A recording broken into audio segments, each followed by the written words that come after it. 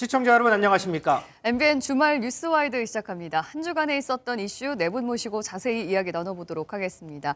오늘은 백승주 전 국회의원, 신경민 전 국회의원, 한민수 더불어민주당 대변인 그리고 최수영 전 대통령직 인수위 전문위원과 함께합니다. 어서 오세요. 네, 안녕하십니까? 자, 이 성남FC 후원금 의혹과 관련해서 민주당 이재명 대표가 다음 주 화요일입니다. 오는 10일 검찰에 출석하겠다고 밝혔는데요. 관련 영상 보고서 얘기 시작하도록 하겠습니다. 이재명 당대표께서 성남 시민 프로축구단 광고비 사건에 대한 조사를 위해서 오는 10일 화요일 오전 10시 30분에 수원지검 성남지청에 출석하시는 일정이 합의가 됐습니다. 대한민국 정치사에 제1야당의 당수를 구속시킨 전례가 없어요. 한 번도 없던가요? 나라 뒤집어지죠. 제1야당 당수를 구속을 시킨다? 명백한 100% 증거도 없는데? 그런 일이 지금 대한민국에서 가능하다고 생각하십니까? 이재명 대표 10일 날 10시 반에 검찰 출석하신다고 하더라고요. 10일 날? 네, 10일 날 오전 10시 반인데 이에 관련해서 뭐 말씀해 주실 수 있을까요? 아니, 저야 뭐 자세한 내용은 모르지만은 수사기관이 수사를 하다가 필요한 절차상 출석 요구를 하면 출석 요구에 응하는 게 우리 법 체계니까 출석하는 건 당연하다고 생각합니다. 자, 민주당은 이 대표가 공개적으로 출석을 하느냐 이런 기자들의 질문에 이 대표는 당당하게 출석해서 입장을 얘기할 것이다 이렇게 전했습니다. 먼저 신경민 의원님. 자, 그동안 뭐 방탄이란 뭐 얘기도 나오고 비판도 있고 했어요. 이재명 대표가 정면 돌파를 결심한 거 아니냐 뭐 이런 느낌도 듭니다.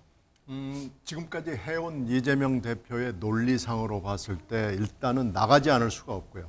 또 하나는 출석을 불응하는 것이 3회 이상이 되게 되면 검찰이 체포동의안을 내놨을 경우에 그것에 대해서 체포동의안을 처리를 부당하다고 얘기하기가 매우 힘듭니다. 체포동의안은 두 가지 경우가 있죠. 검찰이나 경찰의 소환에 불응할 경우하고 네. 구속영장이 들어갈 경우인데 지난번에 노웅래 의원의 경우에는 구속영장에 대한 체포동의안이었단 말이에요. 그렇죠. 근데 이 경우에 만약에 지금 28일로 처음에 소환을 내놨다가 지금 뭐 일정 때문에 못 가겠다고 그랬기 때문에 1회 불응이 되는 겁니다. 그래서 또 연초에 2회 불응이 되고 한 번 더 있게 되면 체포동의안이 날라오면은 지금 민주당 입장에서 체포동의안이 그 검찰 소환 불응으로 인한 것일 경우에 디펜드하고 이것을 방어하기가 매우 어렵습니다. 그래서 일단 검찰 소환에 가는 것은 당연한 수순이고요. 이것을 더 이상 미룰 수는 없는 거고요. 그리고 가급적이면 갈 경우에 당당하게 가야 된다. 지금까지 이재명 대표가 여러 번 얘기를 했거든요. 검찰이 탄압을 할 경우에도 나는 당당하게 나가서 소명을 하겠다. 그리고 이것이 정치 탄압임을 백일하에 밝히겠다. 이런 논리였거든요. 네. 그러니까 이번에 나가는 건 매우 당연한 절차입니다. 한민수 대변인. 뭐 네. 체포동의안 문제는 뭐 그렇다 치더라도 어쨌든 지금까지 국민의힘에서도 비판이 엄청나게 나왔었고 민주당 당 내 일각에서도 뭐 이런 비판들이 있었는데 이재명 대표가 이런 비판의 시선을 의식하지 않을 수는 없었겠죠, 그래도. 근데 이제 원래 당대표께서는 28일 그때 소환에도 본인이 죄가 없이 떳떳한데 당당하게 하겠다는 얘기를 여러 차례 비공개에서도 했습니다. 네. 했는데 당시 그 최고위원들이 뭐 실명을 밝힌 분도 있고요. 다들 이제 반대를 했죠. 왜냐하면 당시 소환 절차 자체가 검찰의 뭐 사무규칙도 위반하면서까지 지키지 않으면서 협의 절차를 거쳐야 되는 거거든요. 네네. 근데 그거 없이 일방적으로 팩스를 통해 통보를 했기 때문에 응해서는 안 된다는 의견이 많았습니다만은 대표가 그게 아니다 가겠다 이걸 발표를 했고 그러면서 이제 변호인단과 성남지청 검찰 간에 협의를 했습니다. 네. 협의해서 이제 10일부터 12일 사이에 뭐 언제를 할 거냐 하다가 가장 빠른 10일 날 오전으로 결정이 된 거고요. 대표 입장이 그렇기 때문에 검찰에 나가면서도 당당히 입장을 저는 뭐 밝힐 것으로 봅니다. 이거에 대한 입장은 저희 민주당이나 이재명 대표 입장은 분명합니다. 성남 FC 건의 검찰에 의한 수사는 이미 뭐 경찰에서 무혐의도 났었고 이 법리 적용 자체에 무리하다는 판단을 하고 있기 때문에요. 거기에 대해서 충분히 소명을 하고 입장을 밝히는 절차를 밟을 겁니다. 그러면은 네. 그때 출석할 때 이렇게 뭐 당 지도부나 이렇게 쭉 함께 또 갑니까? 어떻습니까? 그 현재로서는 뭐 결정이 된 건 없는데요. 당 대표께서는 뭐 당당하게 나가서 뭐 다 이제 기자들이 있든지 입장을 밝힐 것으로 저는 예상을 하고 있고, 요 지도부나 뭐 일반 의원들, 지지자들은 아마 자율적으로 자기들이 알아서 하는 거지 그거를 뭐 이렇게 오라 이런 식이 하지는 않는 걸로 알고 있습니다. 아직 계획은 예. 짠 건 없군요. 네. 어쨌든 제1야당 대표가 검찰 소환에 응해서 출석을 하는 건 이번이 처음입니다. 백승주 의원님, 이제 설 연휴도 얼마 남지 않았고 이 야당 대표의 검찰 출석, 과연 국민들 눈에는 어떻게 비춰질지 궁금하거든요. 국민들은 뭐 여든 야든 제1야당 대표가 또 직전에 대통령 후보가 검찰에 소환되는 모습을 보고 네. 뭐 좀 착잡한 생각을 가지지 않을까. 여러 가지 생각은 다르겠지만 네네. 뭐 바람직하지 않죠. 그러나 지금 소환에 당당히 임하겠다 하고 소환에 나서는 것은 저는 당연하고 또 그렇게 해야 된다고 생각하고 네. 잘 하고 있다고 생각을 합니다. 다만 지금 이재명 대표도 그러고 또 민주당의 앞에 뭐 방송에 조금 나왔습니다마는 야당 탄압의 논리를 갖고 소환 문제를 다루는 것은 적절하지 않다 이렇게 생각을 합니다. 이 사안이 그 국회의원 하기 전에 2014년부터 2018년에 있었던 개인 차원의 여러 가지 혐의에 대한 소환이고요. 거기에 대한 조사를 하겠다는 거기 때문에 이걸 야당 탄압이라고 이렇게 주장하는 것은 적절하지 않고, 특히 제1야당 구속을 이야기하면서 아직 뭐 그 조사도 안 받았는데 구속 이야기하는 것 자체도 어불성설이고 구속영장 청구 문제도 아직 결정된 것이 없기 때문에 차분하게 조사에 임해야 되고, 또 제1야당 대표에 대해서 제가 20대 국회에서 패스트 트랙 문제 때문에 네. 그 당시에 그 야당 대표가 한교안 대표였어요. 또 나경원 원내대표가 있었는데 네. 그때 그 민주당의 20대 지금 아닌 실로 신인 국회의원들은 모르겠지, 그때 20대 민주당 의원들이라든지 민주당 지금 원내대표나 이런 분들이 했던 일을 생각하면은 그때 야당 대표 소환하라. 황교안 대표 소환해라. 네. 나경원 대표 소환해라. 그 당시에 우리 야당 의원들 많이 소환하라고 난리를 쳤어요. 네. 헌법기관에 검찰에서 기소 소환 빨리 안 하냐고 난리를 쳐놓고 지금 와서 제1야당에 대한 소환을 자꾸 정치 탄압의 논리로 모으는 것은, 그럼 그 당시에 그러면 우리 20대 때 나경원 대표, 황교안 대표한테 그렇게 소환을 이야기한 것은 정치 탄압의 논리입니까? 이거 차분하게 봐야 됩니다. 여야 정치권도 그렇고 국민들도 검찰이 오죽했으면 소환하겠습니까? 차곡차곡 증거가 있으니 안 부를 수 없으니 소환을 가서 해명을 하고, 그것도 검찰의 여러 가지 판단을 존중을 해야 되지 않겠나 생각합니다. 네. 최수영 의원님께서 보시기에도 아무래도 설명절 앞두고 정치인들한테는 이 밥상 민심이라는 게 굉장히 중요할 텐데, 야당 대표가 검찰 포토라인 앞에 서는 것이 부정적 이미지로 비춰지는 게 더 클지, 아니면 야당에서 주장을 하는 대로 정치 탄압이다, 정치 보복이다, 이런 인식들이 더 강할지 어떻게 보시나요? 뭐 야당 제1야당 대표라고 법 앞에 다 평등하다는 원칙을 저버릴 수는 없는 거죠. 근데 정치적 유불리를 따지면은 설 명절을 한 10여일 앞두고 사실 이제 그 포토라인에 서는 게 좀 약간 부담이 될 수는 있겠으나, 저는 네. 이재명 대표가 이거 감내해야 된다고 보는 게 이것뿐만 아니잖아요. 우리가 대쌍성, 대장동 쌍방울 사건, 그다음에 네. 성남FC, 게다가 또 대선 과정에서 있었던 허위사실 공표 의혹까지, 백현동 사건까지 앞으로 계속 나올 텐데, 저는 네. 여기에서 이제 이재명 대표의 실질적인 고민은 그럴 거예요. 이번 한 번만으로 내가 그럼 포토라인만 쓸 것이냐.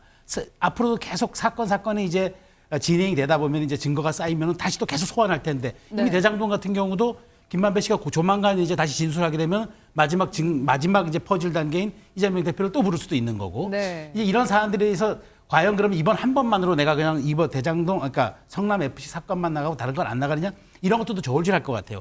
다만 그렇게 지금 이렇게 보면은 최근에 이재명 대표가 변호인단을 보강했다고 하는데, 바로 법무부 검찰국장 출신도 지금 변호인단에 선임했다는 거 봐서는 네. 앞으로 지금 당내에서 왜 자꾸 이렇게 개인 혐의를 당을 같이 끌고 들어가느냐, 이렇게 지금 얘기를 하다 보니까 좀 그러니까 변호인단을 좀 보강시켜서 앞으로 이런 부분에 대해서는 일정 부분 좀 본인도 대응하고 당도 대응하는 좀 약간 분리 대응 전략도 고민하고 있는 흔적이 아닌가 싶어서, 네. 저는 이제 이번 10일 소환이 앞으로 이재명 대표의 사법 리스크에 대한 여러 가지 험로를 예상하는 첫 단초가 될 것 같아서 이재명 대표의 마음이 대단히 착잡할 것으로 예상이 됩니다. 네, 말씀하신 것처럼 한민수 대변인님, 네. 이게 개인 사법 리스크이기는 한데 당 전체의 위기로 또 번질 가능성 저희가 생각하지 않을 수 없잖아요. 이 부분은 당으로서도 상당히 부담스러울 수밖에 없을 것 같은데요. 근데 저희들이 볼 때는 이번에 검찰이 아까 뭐 잘 말씀하셨습니다. 국민적 의혹이 있고 하면은 야당 대표라고 소환 안 받는 거 말이 안 되지요. 그런 얘기할 때 저는 꼭 이런 얘기를 하고 싶습니다. 왜냐하면 법이라는 거는 잣대가 동일해야 된다고 봅니다. 네. 법의 잣대가 다르면은 어느 한쪽은 지금 뭐 굳이 또 이런 말씀 드리고 그렇습니다만은 대통령 부인 김건희 여사에 대한 수사는 전혀 안 되고 있지 않습니까? 이러다 보니까 우리 민주당의 지지자나 내부 의원들이나 이거는 한쪽만 편파적으로 수사하는 거다. 의심을 안 할 수가 없습니다. 그리고 야당을 결국은 총선을 앞두고 파괴를 하려는 뭐 공작적 수사 아니냐 이런 비판을 할 수밖에 없어요. 어찌됐건 이재명 네. 대표가 검찰 소환에 응한 게 더 잘했다라고 보시는 아니, 그럼요. 거예요? 당당한 영향을 맞고요. 이런 모습들이 말씀하신 것처럼 당내에서 일각에서 대표가 당당하게 앞서라 했는데 이미 그 방침은 서 있는 상태였습니다. 그렇기 때문에 지금의 모습들에 대해서 뭐 전체 의견이 뭐 전체 의원들이 동일하게 할 수는 없을지 몰라도 네. 대다수 그리고 지도부 내에서는 전혀 이견이 없고 대표의 저런 모습에 대해서는 잘하고 있다는 평가들을 하고 있습니다. 네. 자, 어쨌든 이번 소환 조사의 쟁점은 이재명 대표가 성남시장 재직 시절에 이 성남FC 축구단 성남FC의 후원금을 받는 대가로 기업들의 민원을 해결하는 데 영향력을 행사했느냐 아니냐 뭐 이 부분이 쟁점이 될 것 같은데, 자, 신 의원님. 자, 이 부분 관련해서 민주당 내에서는 아니 그러면 구단주가 축구단 운영하는데 이 후원금 받은 게 어떻게 뇌물이냐, 이것도 문제냐, 뭐 이런 반론이 제기가 되거든요.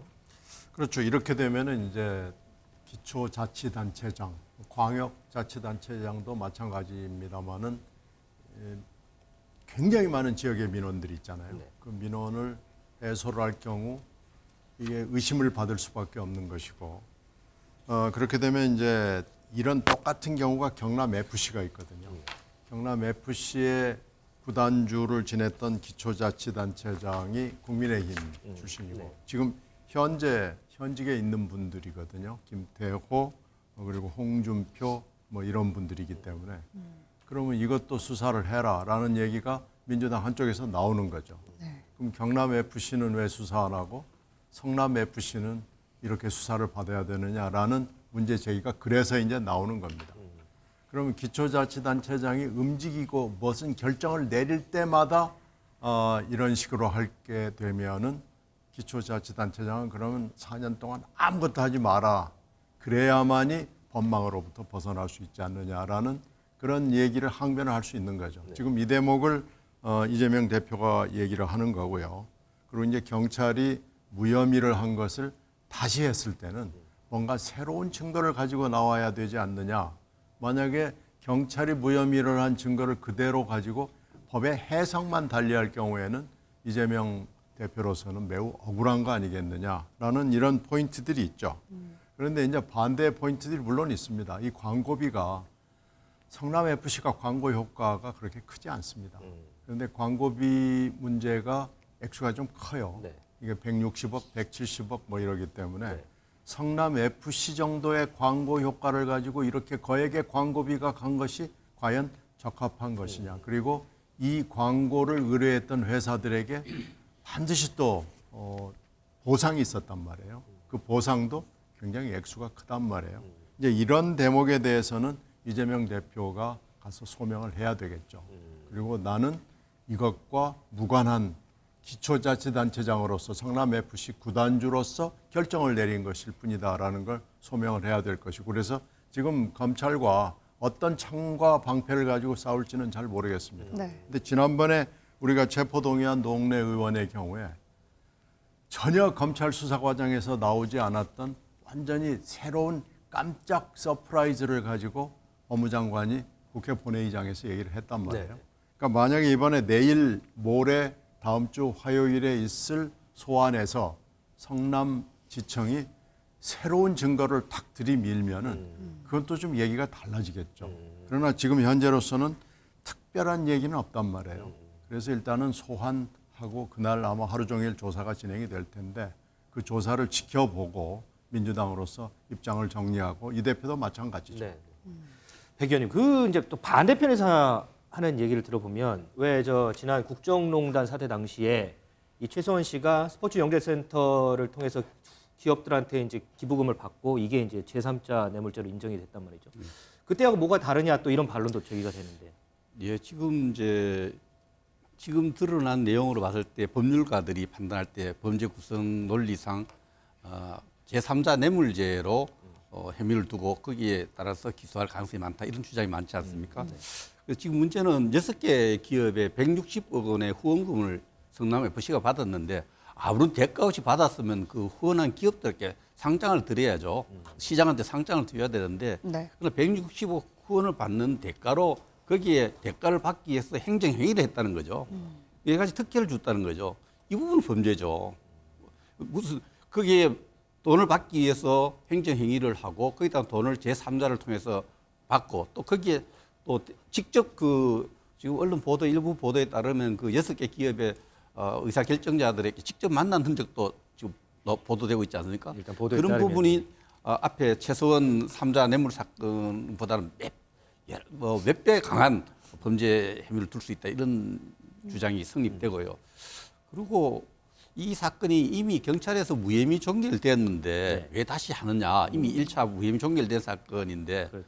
이것도 민주당이 할 말이 아니에요. 민주당이 이전에 수없이 무혐의 종결된 것을 지난 5년 동안 새로 검찰을 통해서 조사를 한 적도 많고요. 이 사실 이 사건 자체는 경찰에서는 무혐의 종결됐지만 그 종결시키는 과정에서 무혐의 결론을 냈지만 종결시키는 과정에서 그렇지 않다고 그 주어진 제도 절차에 따라서 이의를 제기돼 가지고 재수사가 되었던 거예요. 재수사 진행되기 때문에 그 주장도 설득력이 없습니다. 그래서 지금 제가 생각할 때는 우리 신경민 의원님이 제기한 여러 가지 문제 정황 이런 부분들 다른 지자체와의 관계 이런 부분 다 따져서 제가 검사라도 네. 철저히 그런 부분 다 고려해서 질문하고 거기에 대해서 답변하는 그런 시간이 되지 않겠나 이렇게 생각을 합니다. 네, 과연 검찰이 이번엔 또 새로운 내용들을 밝혀낼 수 있을지 지켜봐야 될 것 같고요. 화요일에 출석하는 이재명 대표를 향해서도 많은 이목이 쏠릴 것 같습니다.